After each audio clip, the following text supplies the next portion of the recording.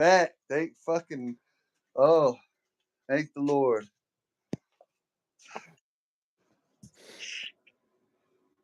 Thank the Lord. That was incredible. I need water. I'm so dehydrated from that coffee. Oh. Well, ladies and gentlemen. Are we on there? Yep. In both those spaces, they're like lined up with the. All right, we're good to go. Memphis said we're good to go. Bet. Let's talk some Texas football. Let's talk some football, y'all. It was a great season. I'm proud of Quinn. Super proud of Quinn. Super duper. But but it's Arch Manning time. It's Arch Manning time. It's Arch Manning time. Sorry, everybody, we missed the season. It has, as you can tell from those last two streams we just did, that we got a lot of technical difficulties trying to get all this going. Yes, we do. Get him, Luna. But it is time. I'm putting the dog outside. But yeah. It's Super Manning time. Yeah. I don't know what's more exciting, Arch Manning starting for the season or us finally getting our YouTube channel back by the time Arch started for this season. Right. We are off groundation. We are no longer grounded from YouTube. They have let us out of the corner. We are on timeout no longer. That definitely is a when this channel blows up, that's gonna be something we can talk about. Like, we had to go through some downs to get up. Major downs. And hey, great news, everybody! Since the last time we've got to talk to y'all, Henry's now banking. I'm now Shut your banking. mouth. We're gonna be going to a lot more games, getting a lot better views, a lot more footage. So y'all stay tuned. Yes, sir. Well, and just so everybody knows out there, we did get to see Arch Manning's first start ever for the University of Texas against ULM. That gives us another one off the bucket list. And he did not disappoint. He had a couple hiccups, but what do you expect from a first time starter? Yes, sir. Couple hiccups, but heavily outweighed by what he accomplished in the few times he got to play. The boy's going to be good. It's going to be good. Our offense is going to look completely different next year. Completely different. And here's another thing I wanted to talk to you about was how many coaching errors did we go through or have we been through and not physically seeing new plays come out with those coaching staffs year after year.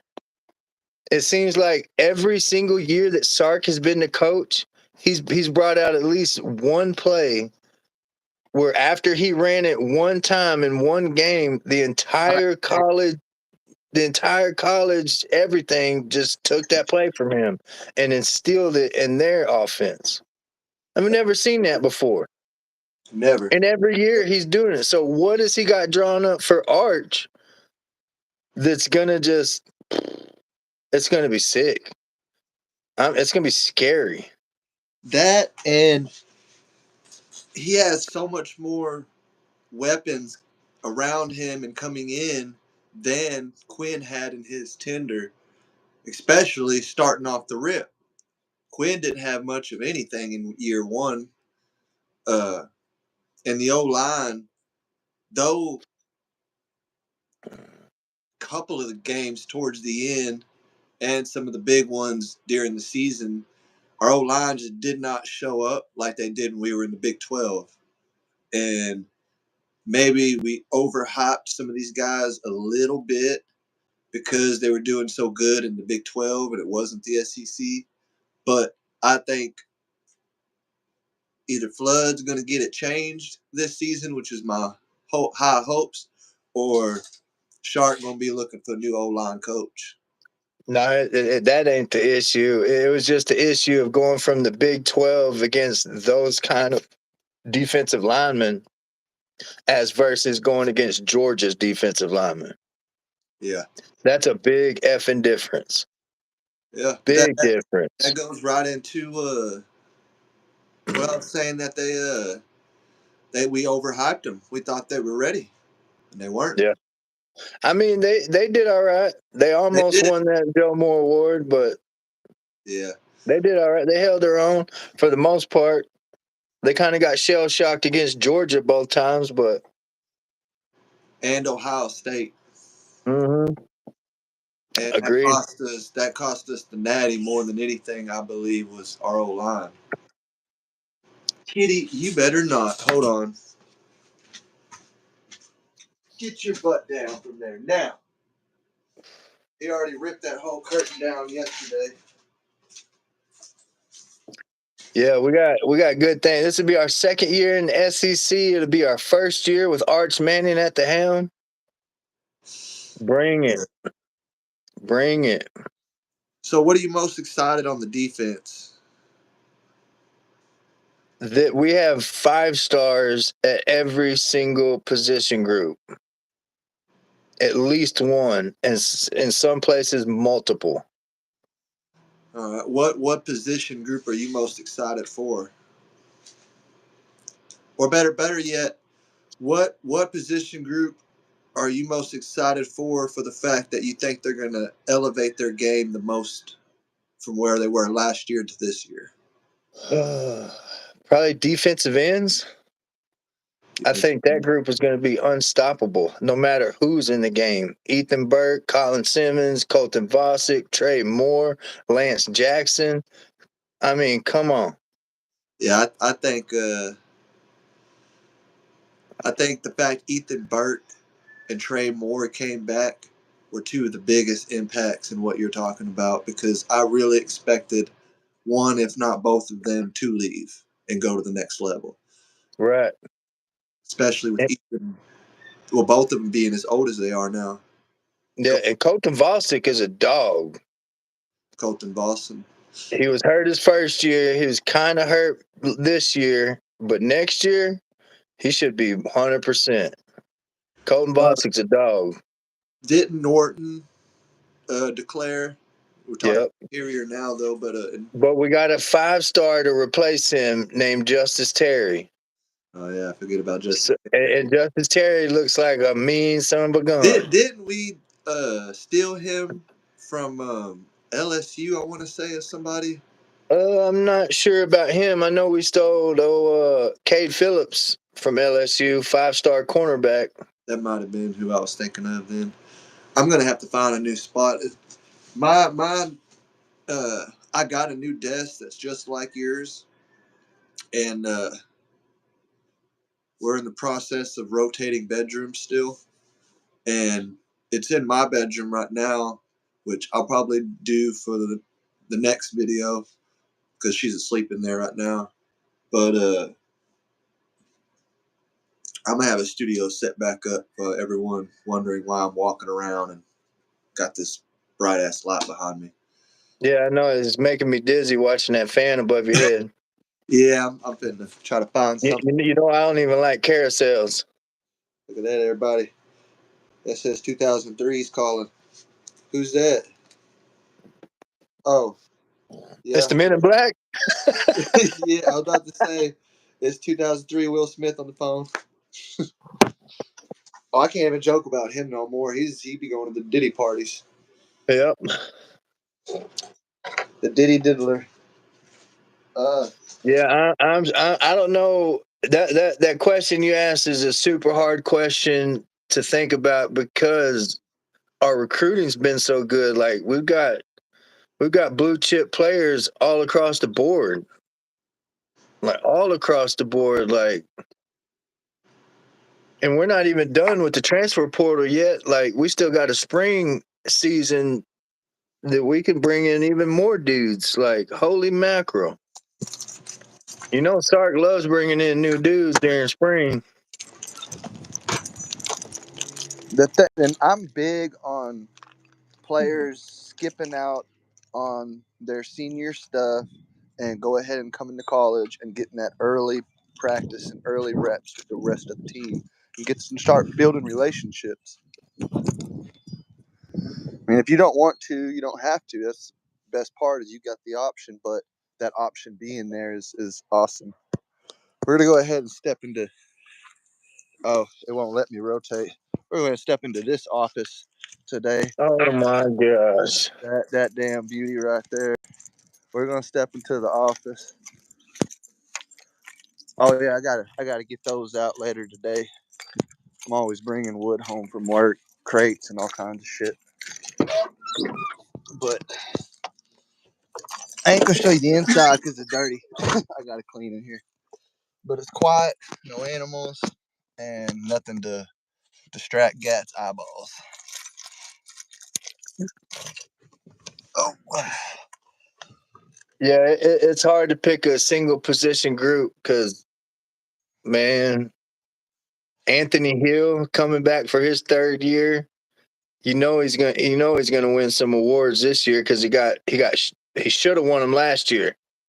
How Danny Stutzman from Oklahoma beat him out as a first team is beyond me. His stats were better. His team was better. He shouldn't have lost those awards last year. well, a lot of that is the favoritism shit with teams, and we're getting over that hump, as you can see with the amount of awards we won this year. And Taft's a big, I mean, not Taft, I'm sorry, Barron is a big example of that because you take back to the 2017 season with the Joker, Deshaun Elliott, who had way better stats, including more than one game with 2 interceptions, finishing with, I think, 6 to 8 interceptions on the season. And he lost the award to the safety from Alabama. And it was due to favoritism because Bama was winning championships and Texas was still in the dog days. Yep. Barron winning his award is showing the country that not only that Texas is back, but Texas is being respected again. Yeah, we're no longer in the dog days. Yeah. Quinn has officially brought us out of the dog days. He didn't bring us to the glory days, but he brought us out of the dog days. Yeah. Once we win a national championship, then we'll be in the glory days. And we could possibly win two with Arch. And then the way Sark and them recruiting, Trey Owens could easily win one. KJ Lacey could win one. Dia Bell could win two. Come on. It's gonna be interesting. I know that we're gonna have a very bright future. Has there ever been a three-peat? No, not at least in what they consider today's stats and everything and all that with the last 80 years or so. No, because that was the whole talk of Georgia and USC being the two closest. Well, Sark can do it. That's why VY beating USC was so. That's crucial. Another reason why I know, because me and you had this conversation at the end of last season live, because I know for a fact no team has ever done it except for maybe in the early 19th, century and the end of the 19th century, in the dinosaur days of football. Mm-hmm. But because we talked about it, because Adonai Mitchell, if Texas had gone to the national championship when we were in the Big 12 and beat Michigan and been the national championships, Adonai Mitchell would have been the only player or coach, just person, individual in over 100 years that can say he's been in 3 national championships back to back to back, because he had 2 with Georgia, was going to have 1 with Texas, and won them all if he had won it. But well, we're getting into those times where it is really possible to see Texas win 3 championships. Did you watch? Do you watch those SEC shorts that I send y'all? Oh yeah, they're pretty funny. Did you watch the ones where they all got their report cards? Probably. Yeah, they were pretty good. Alabama, I can't remember what he did with his report card. Oh, Alabama's is the funniest because she was giving each, team their report card on how their school year went. And, Texas was last, and Texas got like A's all across the board. Vanderbilt got B's all across the board and was still wearing the crown and the thing with the stick like he'd been doing all season because they beat Alabama. And Alabama got theirs. They scored it, like some B's and maybe a C in there, And he took it scoreboard, marked them all out, and put all F's and gave it back to him. He said the Nick Saban days are over.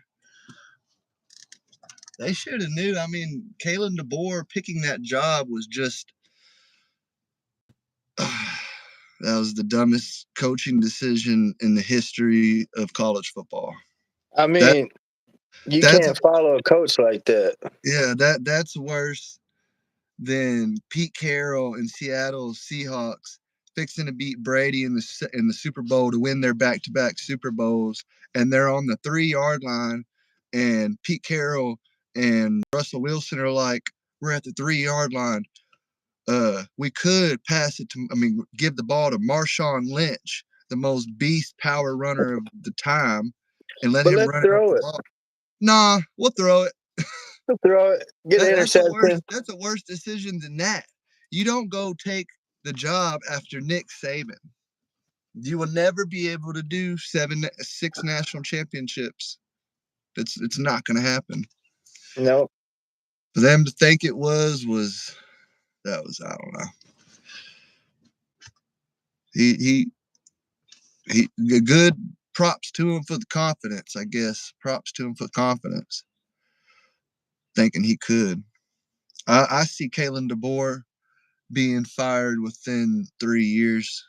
I don't think he'll even make it as long as Brent Venables is making it at Oklahoma. Hey, I was about to mention him. He's on the hot seat this year. Yeah, and he's definitely on the hot seat. He's made some big moves, but yeah, it's do or die for him. He could get fired by week 3, week 4. They do that now in coaching. They don't even wait till you finish your last regular season game like they did Charlie Strong. Stop embarrassing us, dude. Yeah. We were Oklahoma. We beat Texas 15 out of 16 years. Not anymore, sir. Yeah. We went to 4 Big 12 conference championships back to back to back and never could get past the playoff hump. And you got to have a defense. They never had a defense. Yeah, they were one of the records for, as of right now, for one of the teams that have been in the playoff appearances the most. But they never won one. It's crazy. Yeah, we already got 2 playoff wins. Sharks 2-2 in the playoffs. I'll take that.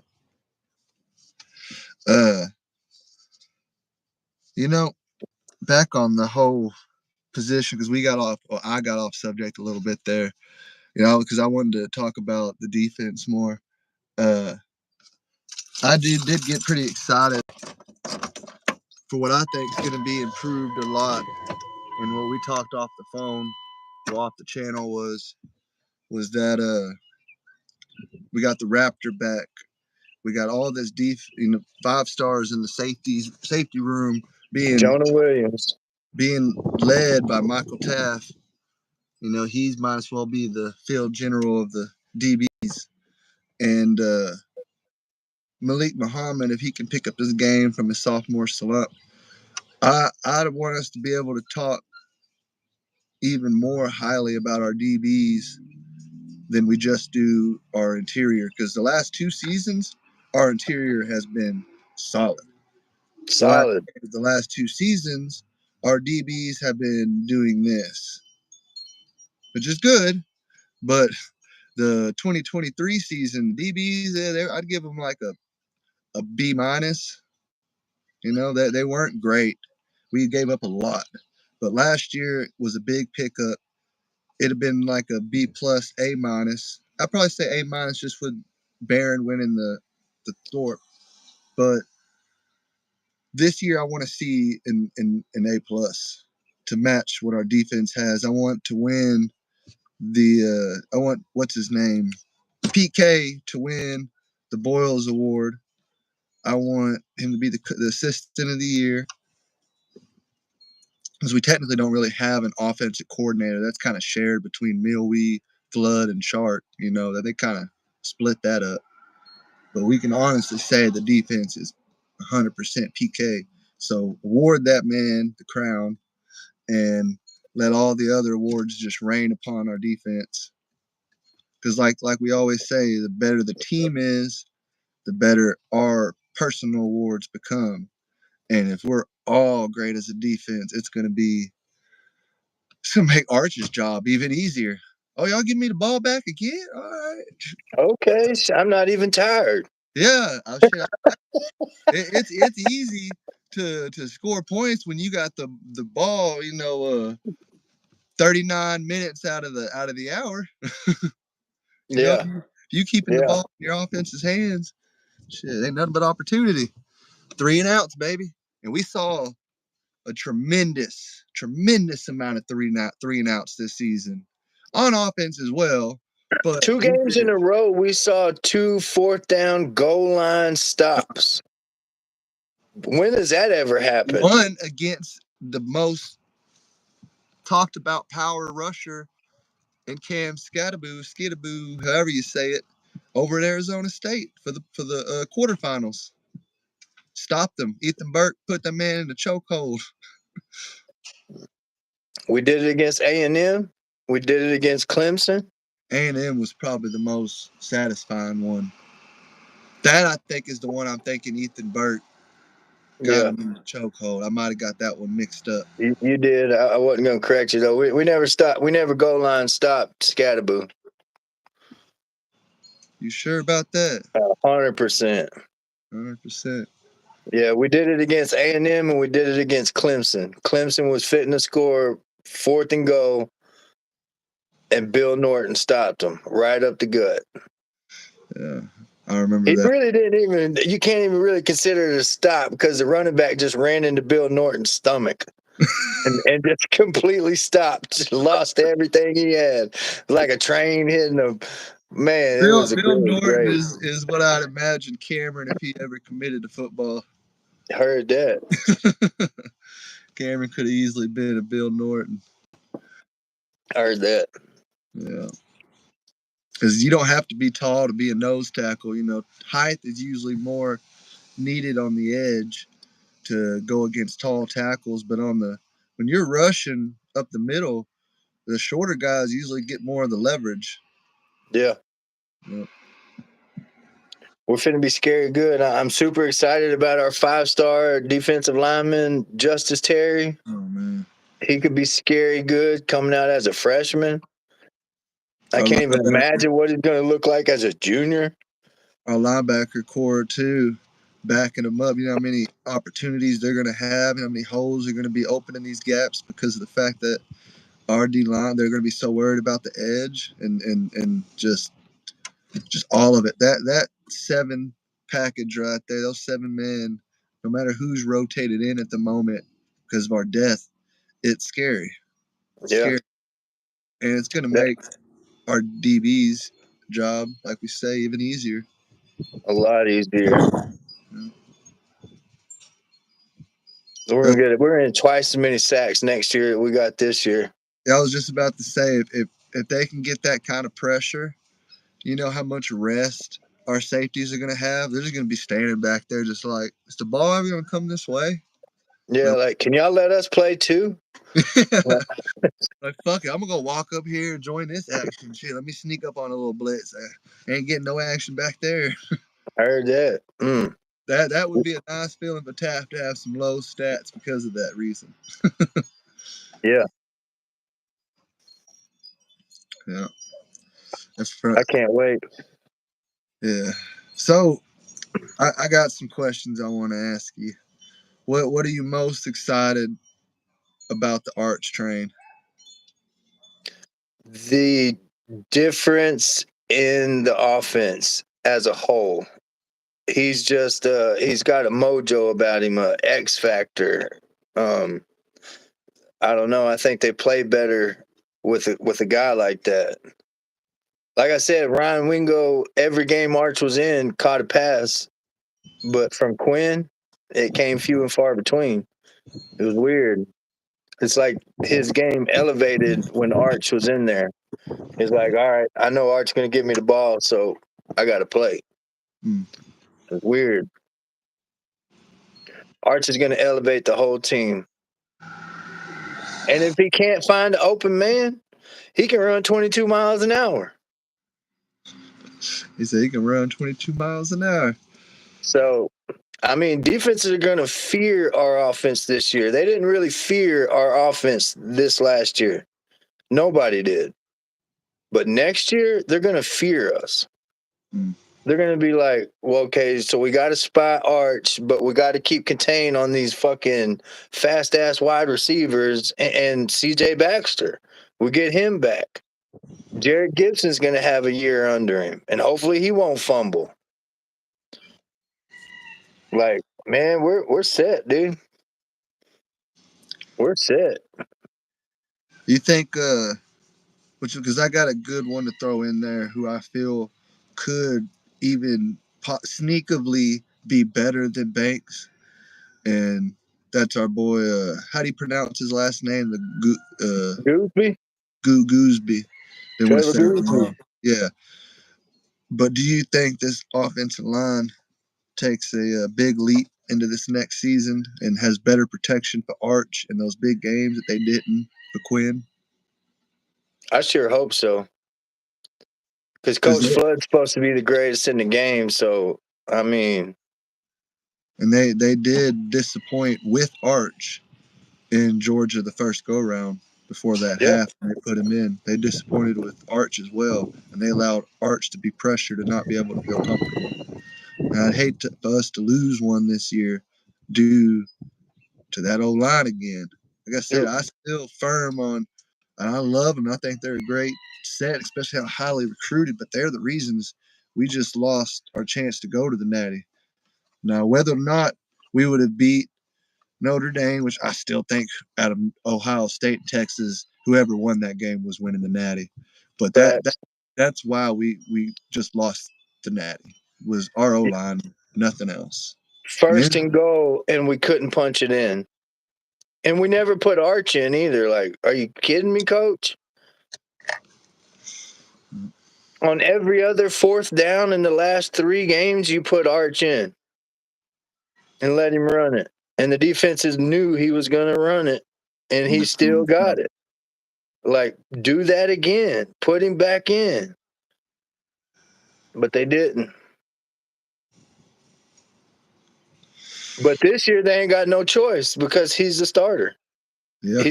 I think our goal line stances are going to be way better because defenses are going to be like, which way is Arch going to run, or is CJ Baxter going to get it? Mm-hmm. Like, they're going to fear us next year. Defenses will fear our offenses next year, guaranteed. Yeah, I love the culture that Sharks built and how it allows us to have that many quarterbacks of that great level on the same depth chart and not worry about starting. Because when you get bad apples like Jonte Cook, and I mean, the personality was seen in his documentary before he ever came to, and committed to Texas, that he was kind of A easy, hothead, a showboat. a brat. I mean, an easy way to say it, a brat, big-headed. And Shark's able to weed that out pretty well. And that's why you can't build a culture with people like that. Not Shark culture. He lives by a standard, and you live by that standard whether you're on the field or the game of life or the game of game. Either way, you hold that standard. And it shows when you have that many 5-star quarterbacks in the same room and nobody's people rumoring that they're transferring, but when you talk to these people, no, they're not going nowhere. Sharks build that culture. It allows so much. Oh man, there's coaches that they always say there's coaches that talk about coaches, and there's coaches that actually like live what they're talking about the culture. Every Yep. coach says, "Oh, we got to have a good culture," but there's reasons why some schools don't do good and others do. Yeah, Yeah. Sark said it's setting us up for something special. I don't agree with a lot of his play calling, but he's setting us up something special.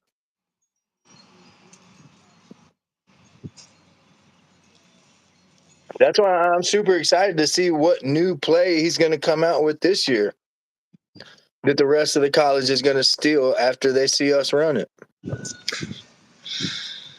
Hey, I've played that college football that came out a while back since July, and I have used one offensive playbook the entire time. That's the Texas Pro style offense. And all it is a bunch of RPOs, a lot of trick plays, plenty of runs, and sweeps, rotation, motion, tricking people into thinking the ball's going this way and it's going the other. We ran a fake reverse, fake counter, back to a reverse. What? And we scored off of it. Yeah. What? Sark's a G. Yeah, he's good at that play calling. Yeah, man. In most instances, he is. But sometimes last year, I think it was a lot that he didn't want to hurt Quinn's feelings and let Arch go in there and win the game. I think that had a lot to do with it. Yeah. That's why I think one, there'll be more of those trick plays that people try to steal from us this season. But I feel like we're going to be scoring a lot more points because I feel like even if Shark says he doesn't feed off of it, what social media says, but everyone's saying that Quinn couldn't throw the deep ball and Quinn was a medium to short range guy, never having the full confidence and letting him use the full playbook and rip it. He's not going to have that in the back of his mind with Arch. Everyone's already saying Arch for Heisman, and all that. So the playbook's going to be fully open. They're going to be able to do any and every kind of play you want because he has that athletic ability and that speed. And you're going to see when you would see 4+ times that they let Quinn bomb it in a game, you may see 10 to 15 times they're letting Arch bomb it in a game with the speed that we have in these receivers as well. And Arch's deep ball is better than Quinn's. Yeah. 100%. Well, it's a Manning. Yeah, his deep ball is unparalleled. You're taking a normal, good country boy quarterback and comparing him to a man that was built in a lab by scientists. Yeah, he was The created. University of Ole Miss and Tennessee scientists came down there to Baton Rouge, Louisiana, and have this secret lab under the Manning's mansion at Archie's mansion, and they took the Cooper's. I'm not going to say it on so we don't get trouble, and mixed it with the egg and put a bunch of steroids and some secret government stuff like they used in the Hitler days, maybe something. Did some crazy stuff in the lab and created this super baby that was born with a football in his hand and ripped and looked like a Spartan when he was born. For real. For real. Yeah. Like he probably, like, as soon as they put the seed into the egg, her belly probably grew to full 9-month terms in a matter of like 3 minutes, and then he just got himself. He crawled out and was like, "All right, coach, I'm ready. Let's practice." And within about another hour, he grew from this little baby Spartan to a full grown man Spartan. And they just didn't tell nobody about him. That's why we don't know what he looked like. I'm going too far. It's funny though. The man is a superhuman. He is. He's going to do great things at Texas. He's going to do great things. Yeah. And all these NFL scouts that are saying they're going to tank this year's draft so they can get him next year, they're not listening to what the Mannings are saying. They want Arch to start for 2 years in college. Yeah. So you think they're going to listen to it? He's going to listen to an NFL scout, or is he going to listen to his Manning family? Easy one. Yeah, easy. All it is clickbait. Is all they're trying to do. Like, he's already the superhuman. You just got to build the super experience. Go to 2 natties. How much more experiences is it to have 1 natty or 2, 1 Heisman or 2? If he'll be sick. you can't hear like Will Ferrell did at the Heisman, you can't hear me because of this Heisman. You really ain't gonna be able to hear the haters with that Heisman in your ear too. Nope. I can't hear you. I got these 2 Heismans in my ear. Yeah. Who was that? Herschel Walker, who won 2? Probably. Yeah, that's what I want Arch to. It might have been Archie Griffin that won 2.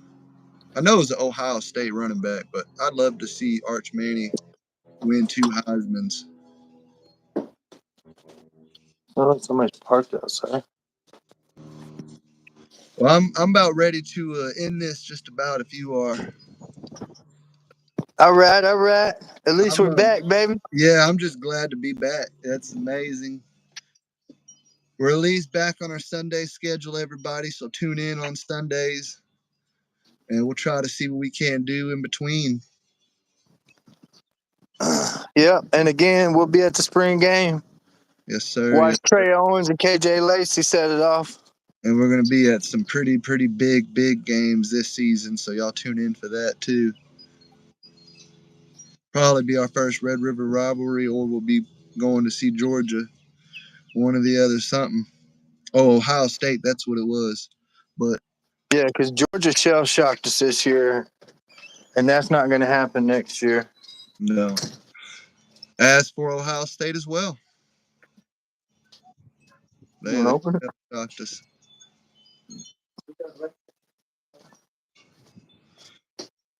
But thank everybody out there for watching. Yep. And till next time. Hook 'em. Hook 'em.